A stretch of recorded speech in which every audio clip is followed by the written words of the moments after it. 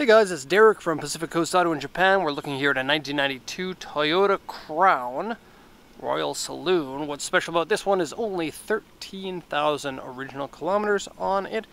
That's less than 1,000 per year, and it comes with a 1J engine. So this was bought from auction for export to the USA. We normally have the hood open at this point of the videos, but right now the hood is closed, as you can see. We had a stick propping it up. The hood damper doesn't work, so it just falls down by itself, or the hood dampers, I should say. There are two of them. Okay, so lovely 1JZ engine here in the non-turbo form. You can get this engine in twin turbo, single turbo, or non-turbo. In this case, it is the, I guess, 200 horsepower inline 6-cylinder external distributor version of the engine. It's smooth, powerful, nice, and well suited to this vehicle, I would think.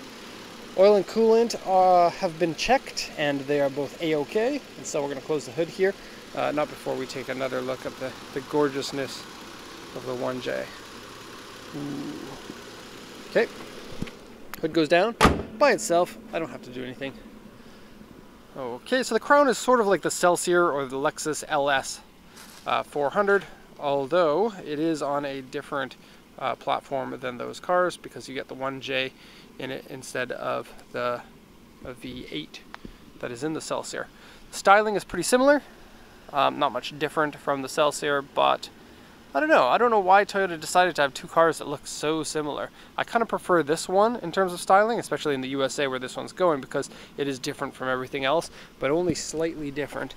And so to most people it'll just look like a regular LS 400, but then it's going to look cool to the people who know, or quirky to the people who are like, hey, that's not an LS. In the back, I'll just show you a quick view of that first, then we'll go over the auction sheet, check the condition of it, and that.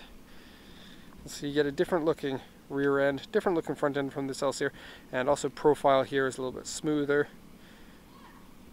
I don't know if you would consider this one more luxurious or less in terms of looks. I'm talking about, it is a down market vehicle from the Celsior.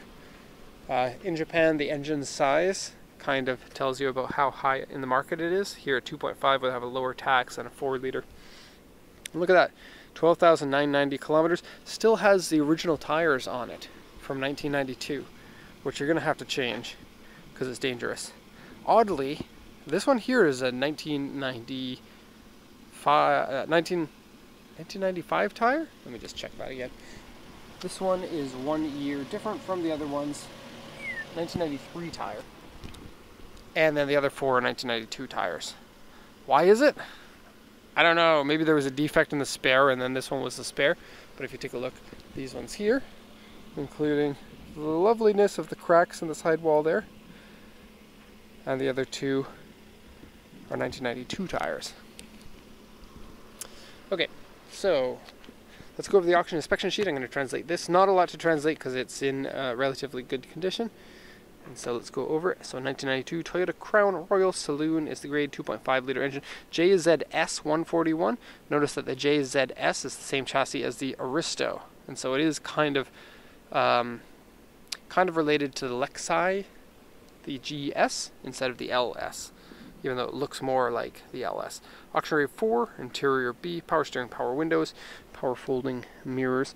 Engine is a 1J twin cam 24 valve engine. Back when 24 valve or twin cam engines were considered something of a luxury, I suppose. Early 90s or late 80s, excuse me. So steering wheel wear, interior is dirty, trunk lid damper doesn't work. Also, hood damper doesn't work.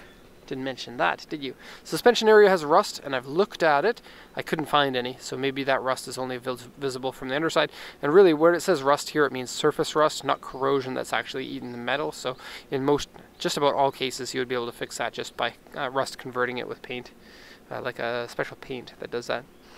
Alloy wheels, paint peeling, various scratches and dents on it. And then if you look at the body, the hood has been repainted. You got 2 medium dents there. You have a large scratch over here, large scratch on the rear bumper. And then this side here, see this? There's a bunch of small dents in a row there that are quite visible.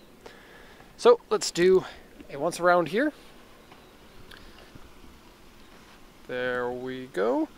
And in the US, this car has gotten something of a following for the VIP or VIP tuners. They put big wheels on them and then they look super excellent.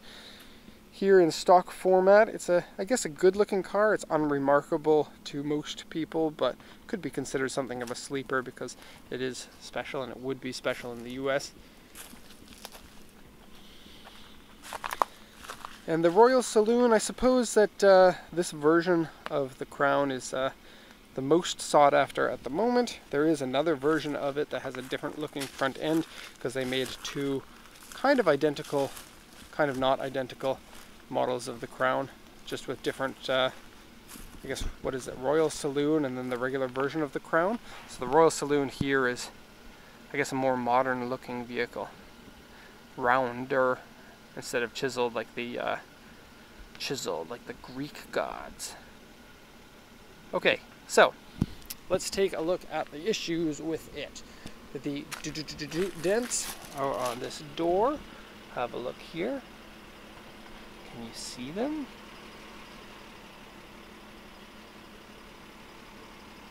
Okay, and then the paint looks cloudy here. It looks like it just needs to be polished. It doesn't look like paint fade because if you put your fingers on it and rub it, you'll be able to rub any of that stuff off. Same stuff is on here. It's just like car has been sitting for a very long time and has accumulated dust. It also has these little sections here. They don't look like damage to me. They just look like dirtiness.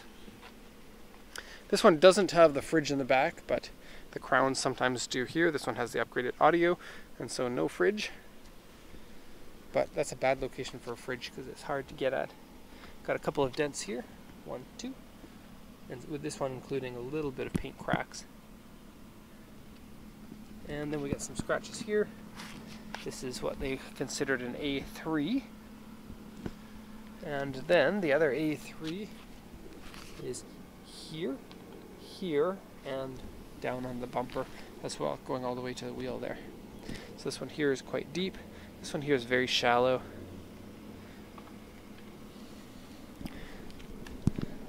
And then dent here. So as a whole, it's a good looking body. Let's go on to the interior now. First off, the back seat here. And then the back seat, you know how when you take out the back seat, it's usually they're locked in this way with a stick, and then there's a stick that pokes up this way or down this way, and then it goes in. Over there, it's not actually inserted, so it needs to be inserted, but putting a seat in is a little bit finicky and difficult, so I gave up after a couple of tries. Not going to be an issue, I think. It just needs to be fit in there. Nothing looks like it's broken.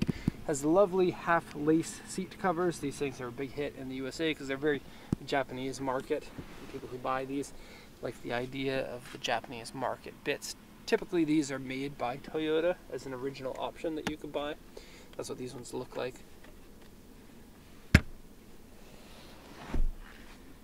They don't say Toyota on them though. A lot of them do. Just for moving your headrest back and forth. For some reason the car is really lots of pollen on it. It's the only car that is attracting all of the pollen. Okay, so door cards are nice and clean. Inside doesn't smell like anything. 13,000 original kilometers is just insane. I put on that much onto my car in 1 year. And I don't even drive that much.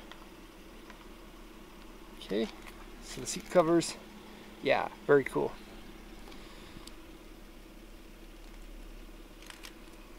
Okay, good condition seats all the way around, good condition steering wheel. Kind of an oddly simplistic gauge set there, but not really an issue. This is authentic mileage. It is pretty easy to buy cars with authentic mileage here in Japan, but there is a concern of it for sure. If you buy the cars directly from auction like this one was, you don't need to be concerned about that because the auctions are very strict about mileage. Almost all of the unknown mileage comes at the exporter level, so if you're buying a car that is in somebody's stock and they're not showing you the auction inspection sheet, which is what I just translated there for you, the original one that you can confirm yourself going online, you do have to be worried a little bit about low mileage cars. AC works. This flip unit is kind of interesting, nothing that special. It does though say microprocessed automatic air conditioner. This car has a microprocessor in it. A microprocessor, what's that? I guess in 1980 or 1991, 1992 was the first year of this. I don't know. Maybe that was a cool thing. I'm just going to turn this on so that you can watch the swiveling vents there. Wow, they're blowing a lot out. Why would you do that? Why would you go into full power mode? And then we have to open this and then set this down. There we go. And rear AC has its own controls there as well.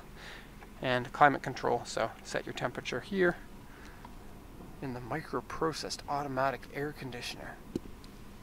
Okay, tape deck, CD deck, 2 obsolete technologies. I guess some people still use the CDs. Here's a place for your coins, for your Japanese size coins. Here's a place for your cigarettes. Disgusting. Okay, shifts well. Has this, which is a little bit fun, but also a little bit useless. I mean, it's good to put your stuff in, but it seems like it's I don't know. Maybe I'm just complaining. Maybe I should just be quiet. This opens. That's dirty. Needs to be washed. And then crown. This is the crown of Toyota. Okay, so that is it. The car needs some cleaning up, but it's going to be a really nice car once it's clean. It'll be nice low mileage. Cool lights on the fenders. Toyota Crown. Royal Saloon. The crown jewel of Toyota, which is their flagship vehicle, or was at this time. Still kind of is, even though the Century is more expensive. This is the one that Toyota considers to be their flagship. Every time a new Crown comes out, everybody is always excited about it. So, there you have it. If you have any questions, let me know. Otherwise, thanks a lot for watching, and have a nice day.